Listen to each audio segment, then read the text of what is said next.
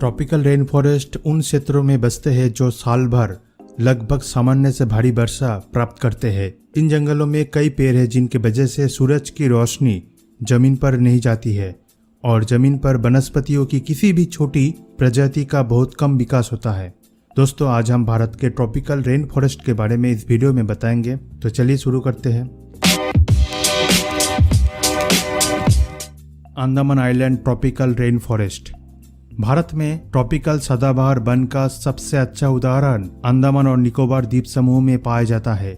इस जगह को और अधिक विशेष बनाने के लिए वनस्पति और जीवों की बड़ी विविधता है। अंडमान द्वीप समूह में दुर्लभ पौधे और पशु प्रजातियां हैं जिनके बारे में माना जाता है कि वे म्यांमार, थाईलैंड और बांग्लादेश जैसे अन्य आसपास के देशों से पारित किए गए हैं। फॉरेस्ट सर्वे ऑफ इंडिया द्वारा प्रकाशित स्टेट ऑफ फॉरेस्ट रिपोर्ट के अनुसार अंडमान द्वीप समूह का 84% हिस्सा वनों से आच्छादित है।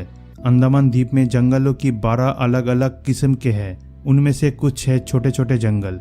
अंडमान के जंगल लकड़ी की 200 प्रजातियों के लिए घर है, जिनमें से 30 व्यावसायिक है। ऐसा माना जाता है कि अंडमान द्वीप समूह में 2200 से अधिक किस्म के पौधे उगते हैं, जिससे ये भारत का सबसे समृद्ध जीवमंडल बन जाते हैं। ये ट्रॉपिकल रेन फॉरेस्ट पूरे साल में औसत 2000 मिमी वर्षा प्राप्त करते हैं। Brahmaputra valley semi evergreen forest Brahmaputra घाटी इस देश के उत्तर पूर्व क्षेत्र का गौरव है, जबकि कुछ हिस्से पश्चिम बंगाल, अरुणाचल प्रदेश और नागालैंड में है। ये घाटी प्रमुख रूप से असम राज्य में स्थित है। घाटी अर्ध सदाबहार जंगलों का घर है और देश में सबसे अधिक जलोढ़ मिट्टी का घर है और इसलिए इसे भारत में सबसे अधिक उत्पादक क्षेत्र माना जाता है। रसीला साग के अलावा ये घाटी शानदार वनस्पति और जीवों के लिए भी जाना जाता है। इस घाटी में प्रजातियों का भारत मलयान क्षेत्र से प्रभाव है। इस जंगल में कुछ वन्यजीव प्रजातियां हैं जो ब्रह्मपुत्र नदी के किनारे तक ही सीमित है, जैसे गोल्डन लंगूर और हिस्पेड हेयर से लेकर हुलक गिबन और स्टार्म टेल मैकाक तक। इस प्रजाति की एक विस्तृत विविधता है जो इस घाटी में पाए जा सकते हैं। वर्तमान समय में इस जंगल की भूमि को घास के मैदान के रूप में और क्षेत्र के आसपास के स्थानीय लोगों द्वारा कृषि के लिए उपयोग किया जा रहा है। नॉर्थ वेस्टर्न घाट मॉइस्ट डिसीडियस फॉरेस्ट ज्यादातर महाराष्ट्र और कर्नाटक में पाए जाते हैं।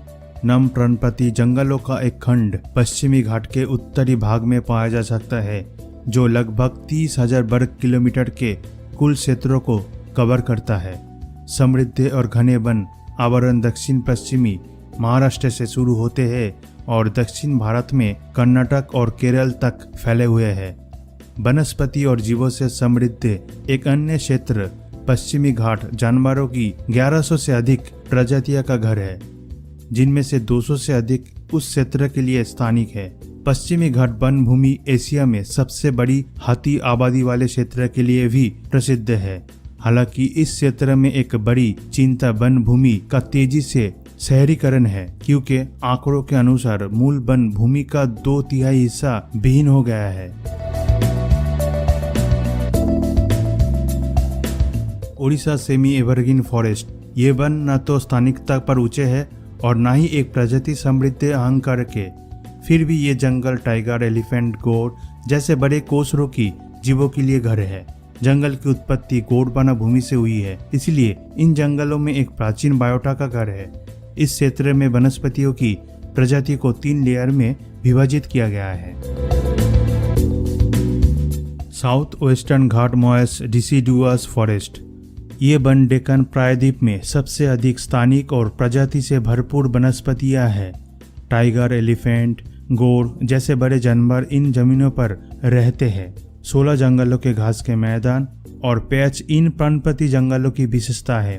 12 साल में एक बार नीलकुरिंजी नामक फूल नीले रंग में पहाड़ों को रंग देता है और ये हमारी आंखों के लिए एक इलाज है। ये जंगल पश्चिमी घाट के दक्षिणी हिस्से में मौजूद है और तमिलनाडु, केरल राज्य में स्थित है। यह भी गोंडवाना भूमि का एक हिस्सा था।